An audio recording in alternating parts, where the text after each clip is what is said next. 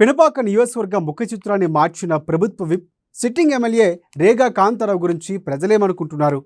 BRS అభ్యర్థిగా ఆయన భారీ మెజార్టీతో విజయడంకా మోగించడం ఖాయమేనా?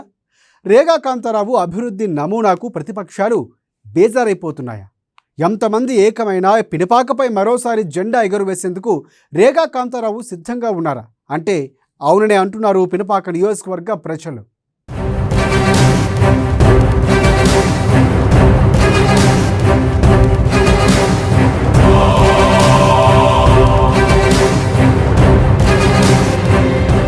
భద్రాద్రి కొత్తగూడెం జిల్లాలో పినపాక నియోజకవర్గం ఒకటి.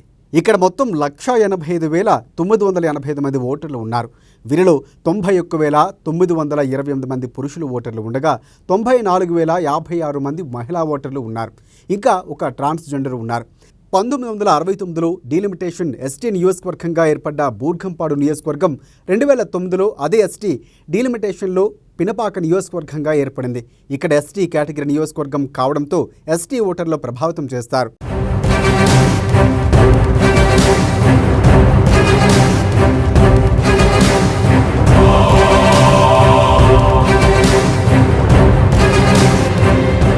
అయితే తెలంగాణలో 2 సార్లు అధికారంలో ఉన్న బీఆర్ఎస్ పార్టీ ఇక్కడ గెలుపు రుచి చూడలేదు. దీంతో ఈసారి ఎలాగైనా ఖాతా తెరవాలని గట్టిగానే ప్రయత్నాలు చేస్తోంది. బీఆర్ఎస్ సంగతి కాస్త పక్కనకు పెడితే ఇప్పటికీ పినపాక కాంగ్రెస్ కంచుకోటగా ఉంది. 1972 నుంచి ఇప్పటి వరకు సిపిఐ 4 సార్లు గెలవగా కాంగ్రెస్ పార్టీ 5 సార్లు, టీడీపీ 1 సారి, వైఎస్ఆర్సీపీ 1 సారి గెలుపొందాయి.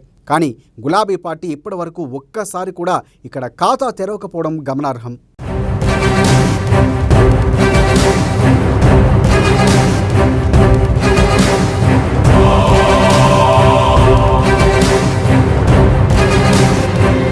పినపాక నియోజకవర్గంలో కంటిన్యూ అవుతున్న పద్ధతి ఇటు నేతలను అలాగే అటు ఓటర్లను అయోమయానికి గురిచేస్తుంది. ఇక్కడ వేరే పార్టీ నుంచి గెలిచిన నేతలు అధికార పార్టీలోకి జంపు జులానీ కావడంతో ఓటర్లను ఆందోళనకు గురిచేస్తుంది. ఇక్కడ గెలిచిన పార్టీలు మరోసారి ఇలాంటివి జరగకుండా జాగ్రత్తలు తీసుకుంటున్నారు. దీంతో అటు గెలిచిన పార్టీలు గెలిచిన ఓటర్లు పక్కా ప్రణాళికలతో ఉన్నట్లు కూడా సమాచారం అందుతోంది.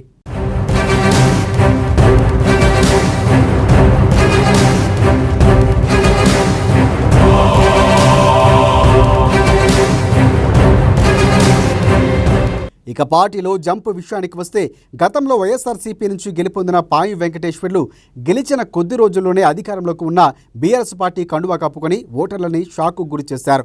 అయితే అప్పట్లో తెలంగాణలో అంత పెద్దగా ప్రభావం చూపకపోయినా వైఎస్ఆర్సీపీ ఉంటే నియోజకవర్గానికి అభివృద్ధి చేయలేమని భావించి బీఆర్ఎస్ పార్టీ తీర్థం పుచ్చుకున్నట్లు పాయం చెప్పుకొచ్చారు. అధికార పార్టీలోకి చేరిన కొద్ది రోజులకే నియోజకవర్గంలో ఆయనపై పూర్తిగా వ్యతిరేకత మొదలైంది. ప్రతిపక్షాలు సైతం దానికి ఆజ్యం పోయడంతో పాయంపై వ్యతిరేక స్వరాలు బలంగా వినిపించాయి. అవే ఆయనకు 2018 ఎన్నికల్లో ఓటమి పాలు చేశాయన్నది రాజకీయ విశ్లేషకుల అంచనా.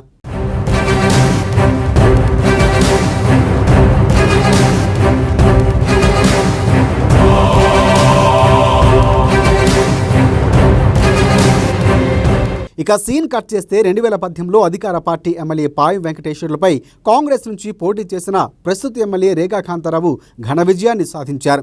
మళ్ళీ సీన్ రివర్స్. గెలిచిన కొద్ది రోజులకే హస్తానికి హ్యాండ్ ఇచ్చిన రేగా కాంతారావు కారు ఎక్కారు. అప్పట్లో రేగా కాంతారావు టీఆర్ఎస్లో చేరటం సంచలనంగా మారింది. దీనిపై కాంగ్రెస్ పార్టీ నేతలు పెద్ద దుమారమే రేపారు. డబ్బులకు అమ్ముడుపోయి రాజకీయంగా అన్నం పెట్టిన పార్టీని వీడాడంటూ పెద్ద ఎత్తున కాంగ్రెస్ నేతలు ఆందోళన చేసిన సందర్భాలు ఇప్పటికీ మిగిలే ఉన్నాయి.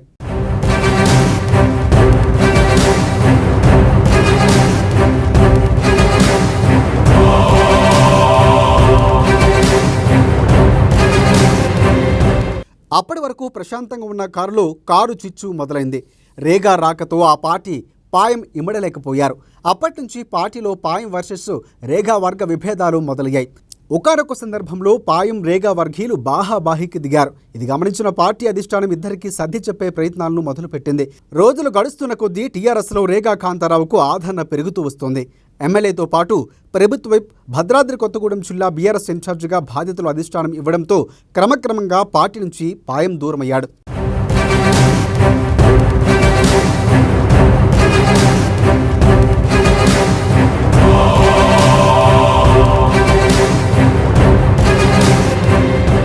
కారు దిగిన పాయం ఆ తర్వాత జరిగిన భారీ ప్రక్షాళనను రాజకీయ మార్పులతో కాంగ్రెస్ పార్టీ కండువా కప్పుకున్నారు. మొదటి నుంచి మాజీ ఎంపీ పొంగులేటికి ఆప్త మిత్రుడిగా ఉన్న పాయం పొంగులేటి కాంగ్రెస్లో చేరిన సందర్భంగా తమ మిత్రులు సైతం ఆ పార్టీలో చేర్పించారు. దీంతో ఈసారి కాంగ్రెస్ నుంచి పాయం పోటీ చేయడం పక్కగా కనిపిస్తోంది. ఇదిలా ఉంటే కాంగ్రెస్ నుంచి గెలిచిన రేగా కాంతారావు తన సొంత ప్రయోజనం కోసమే పార్టీ మారారని, ఆయన గెలిచిన దగ్గర నుంచి ఇప్పటి వరకు నియోజకవర్గానికి చేసిన అభివృద్ధి ఏమీ లేదని కాంగ్రెస్ నేతలు ఆరోపిస్తున్నారు. ఇసుక మాఫియా, లిక్కర్ మాఫియా ఇవి తప్పితే వేరే ఆలోచనే లేనటువంటి పినపాక ఎమ్మెల్యే రేగా కాంతారావు పినపాక అభివృద్ధి గురించి నేను అడిగినటువంటి చర్చలో మరి సమాధానం చెప్పలేక పారిపోయినటువంటి పరిస్థితి ఉంది. కాంతారావు గారు ఏమి అభివృద్ధి చేసిండు ఈ 5 సంవత్సరాలు అంటే ఏమీ లేదు.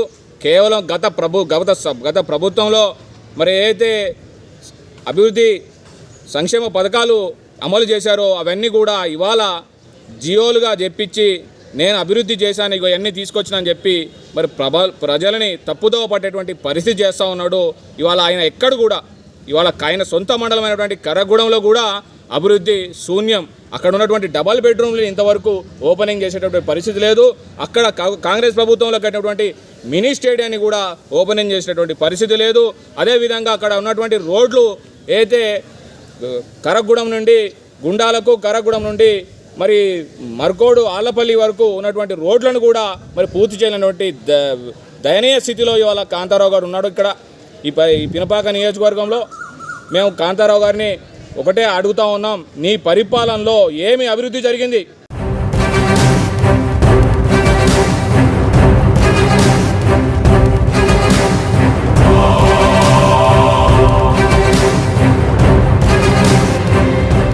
పొంగులేటి అండతో కాంగ్రెస్ టికెట్ ఆశిస్తున్న పాయం రేగా కాంతారావు టార్గెట్ ప్రచారం మొదలుపెట్టేశారు. సమయం దొరికినప్పుడల్లా రేగా కాంతారావుపై విమర్శలు కురిపిస్తున్నారు. కాంగ్రెస్ బీఫామ్తో గెలిచిన రేగా నిధులు నియామకాలంటూ టీఆర్ఎస్లో చేరిన తన సొంత ప్రయోజనాల కోసం అధికారాన్ని అడ్డం పెట్టుకుని అనేక దందాలు చేస్తున్నారని ఆరోపణలు చేస్తున్నారు. ముఖ్యంగా భూ కబ్జాలు, ఇసుక మాఫియా పేరుతో లక్షల కోట్ల రూపాయలు సొమ్ము చేసుకుంటున్నారనే ఆరోపణలు ప్రజల్లోకి బలంగా చొచ్చుకుపోయేందుకు తీవ్రంగా శ్రమిస్తున్నారు. ఇక దీనికి తోడు కొద్దో గొప్పో ఇక్కడ కాంగ్రెస్కు ఓటు బ్యాంకు ఉండడంతో మరోసారి పినపాక నియోజకవర్గంలో కాంగ్రెస్ జెండా ఎగురవేస్తామని నేతలు ధీమా వ్యక్తం చేస్తున్నారు.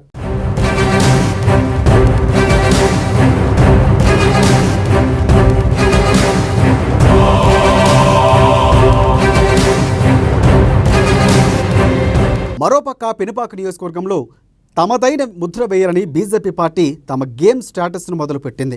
ప్రస్తుత ఎమ్మెల్యే రేగా కాంతారావు మాజీ బీఆర్ఎస్ ఎమ్మెల్యే పాయం నియోజకవర్గానికి చేసిందేమీ లేదని ప్రచారంతో ముందుకు వెళ్లేందుకు మాస్టర్ ప్లాన్ను సిద్ధం చేసుకుంది. వీరిద్దరూ తమ సొంత ప్రయోజనాల కోసం మాత్రమే పనిచేస్తారని, ప్రజల మంచి కోసం పనిచేయలేదని విమర్శలు చేస్తున్నారు. మరోపక్క కాంగ్రెస్కు ఓటు వేస్తే బీఆర్ఎస్కు ఓటు వేసినట్లే అని విమర్శలు చేస్తూ ఓటర్లకు దగ్గరయ్యేందుకు తొలి అడుగు వేస్తున్నారు.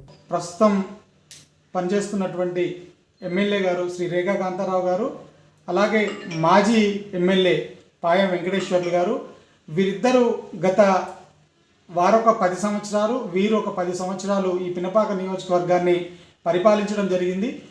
ఈ 10 సంవత్సరాల్లో వీరిద్దరూ కూడా పూర్తిగా వారి సొంత ఆస్తులను పెంచుకునే ప్రయత్నం చేశారు. కానీ ఈ పినపాక నియోజకవర్గాన్ని సమగ్రంగా అభివృద్ధి చేయాలనే ఆలోచన ఏ రోజు చేయలేదు. ముఖ్యంగా పినపాక నియోజకవర్గంలో తను కాంగ్రెస్లో జాయిన్ అయి టీఆర్ఎస్లోకి వెళ్ళేటప్పుడు నేను పోడు పట్టాలు అందరికీ ఇప్పిస్తానని చెప్పి హామీ ఇచ్చి వెళ్ళడం జరిగింది. కానీ ఈరోజు ఈ పినపాక నియోజకవర్గంలో ఉన్నటువంటి పోడు రైతులందరూ కూడా ఈరోజు కన్నీళ్లు పెట్టుకునే పరిస్థితి ఉంది. ప్రతి ఒక్కరికి 1 ఎకరం 2 ఎకరాలకి పోడు పట్టాలను ఇప్పించి వారి కన్నీళ్లు ఏదో తుడిచే ప్రయత్నం చేశారే కానీ వారికి నిజంగా న్యాయం చేయలేదు. ఈ విషయంలో పినపాక ఎమ్మెల్యే రేగా కాంతారావు గారు పూర్తిగా విఫలమయ్యారు.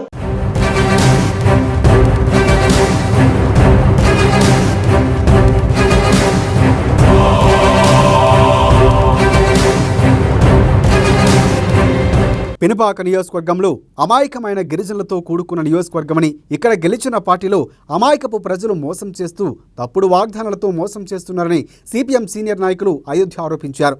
గెలిచిన నేతల తమ సొంత ఆస్తులు పెంచుకునేందుకు పోటీ పడుతున్నారే తప్ప ప్రజల కోసం చేసిందేమీ లేదని ఆరోపించారు. గెలిచిన నేతల ప్రజల కోసం పనిచేయాలని ఆయన కోరారు. ఏ ఊర్లో కరెంటు లేదు. 350 గ్రామాలకు ఆనాడు మేము కరెంటు ఇప్పించినటువంటి చరిత్ర. ఈనాడు గెలిచినటువంటి ఎమ్మెల్యేలు, ఇంతకుముందు గెలిచిన ఎమ్మెల్యే కావచ్చు, ఇప్పుడు గెలిచిన ఎమ్మెల్యే కావచ్చు, కూర్చో పార్టీలు మారి కూర్చో పార్టీలను అడ్డం పెట్టుకొని, అధికార పార్టీని అడ్డం పెట్టుకొని వాళ్ళ స్వార్థం కోసం, వాళ్ళ స్వభావాల కోసం పనిచేస్తారు తప్ప ఈ రోజుకు ప్రజలకు కొత్తగా వారు చేసింది ఏమీ లేదు. గిరిజనులు ఈ ప్రాంతంలో ఎక్కువగా ఉన్నటువంటి ప్రాంతం. గిరిజనేతరులు కూడా ఇతర ప్రాంతం నుంచి ప్రాంతంకి వచ్చి వలసగా వచ్చి ఇక్కడ జీవన ఉపాధి కొనసాగించినటువంటి ప్రాంతం. గిరిజనులు, గిరిజనేతరులు తేడా లేకుండా అందరూ ఒకే పద్ధతుల్లో ఉండాలని చెప్పిన పార్టీ సిపిఐ పార్టీ. దాన్ని నివేదిస్తూ దాన్ని అడ్డం పెట్టుకొని, అమాయకమైన గిరిజనులు అడ్డం పెట్టుకొని ఇవాళ పెత్తనం చేస్తున్నటువంటి వ్యక్తులు కొంతమంది ఉన్నారు. దానికి ఒత్తాసు పలుకుతున్నటువంటి ఈనాడు ఉండబడిన ఎమ్మెల్యేలు కానీ పనిచేస్తున్నారు. నేను వారికి ఒకటే సూటిగా ప్రశ్న చేస్తూ ఉన్నాను. మీరు ఏ పార్టీలో సభ్యత్వం తీసుకున్నారు? ఏ పార్టీలో మిమ్మల్ని గుర్తింపు తీసుకొచ్చింది? ఏ పార్టీ మిమ్మల్ని పెద్దోళ్ళని చేసింది? ఏ పార్టీ మిమ్మల్ని ఎమ్మెల్యేలను చేసింది? మీరు ఎందుకు పార్టీలు మారారో ప్రజలకు సమాధానం చెప్పాలి. ఇంతకుముందు ఉన్నటువంటి ఆయన వెంకటేశ్వర్లు కావచ్చు, ఇంతకుముందు ఉన్నటువంటి సంతా లింగయ్య కావచ్చు, ఇప్పుడున్నటువంటి రేగ కాంతారావు కావచ్చు, వీరు నిజాయితీగా ప్రజల పక్షాల నుండి ఒకే పార్టీలో ఎందుకు పనిచేయట్లేదు? ఈ స్వార్థ ప్రయోజనాల కోసం ఈ ప్రాంతంలో పార్టీలు మారుతూ ప్రజలకు అభివృద్ధి కోసమే పార్టీలు మారినామని చెప్పినటువంటి మీకు ప్రజలు సరైన సమాధానం చెప్పాల్సి వస్తుంది. ప్రజలు మిమ్మల్ని అవసరం వచ్చినప్పుడు నిలదీస్తారు. మీకు తగిన గుణపాఠం చెప్పక తప్పదు.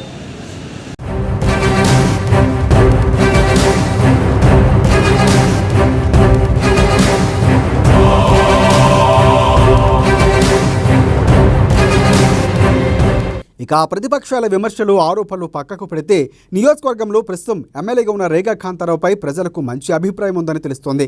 రేగా రాకముందు, రేగా వచ్చిన తర్వాత నియోజకవర్గం అభివృద్ధిని పోల్చుకోవాలంటూ రేగా అనుచరులు ప్రతిపక్షాలకు సవాల్ విసురుతున్నారు. ఎమ్మెల్యేగా రేగా తన సొంత నిధులతో సివిల్స్కి ప్రిపరేషన్ కోసం బుక్స్, కోచింగ్ సెంటర్లు ఏర్పాటు చేసి పేద విద్యార్థులకు అండగా నిలబడుతుండడంతో పాటుగా స్టూడెంట్స్ రేగా వైపు నిలబడ్డారు. మరోపక్క నియోజకవర్గంలో 100 పడకల ఆసుపత్రితో మొదలైన వైద్యం అందించేందుకు రేగా చేస్తున్న కృషి అమోఘమని నియోజకవర్గం ప్రజలు వాదన.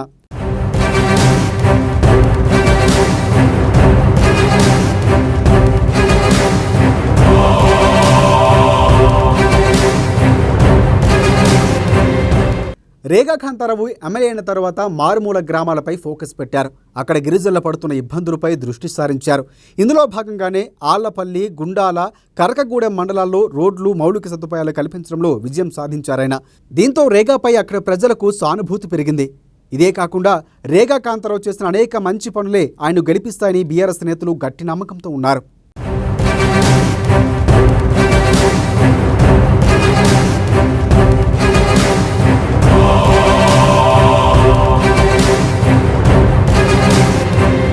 ఇక ఇప్పటికే నియోజకవర్గంలో కుంజాభిక్షం 2 సార్లు ఎమ్మెల్యేగా, పాయం వెంకటేశ్వర్లు 2 సార్లు ఎమ్మెల్యేగా, రేగా కాంతారావు 2 సార్లు ఎమ్మెల్యేగా చేసిన ప్రజలు కొత్త వారికి అవకాశం ఇస్తారో లేదా అభివృద్ధికి పట్టం కడతారో, కంచుకోటకే కమిట్ అవుతారో ఎదురు చూడాలి.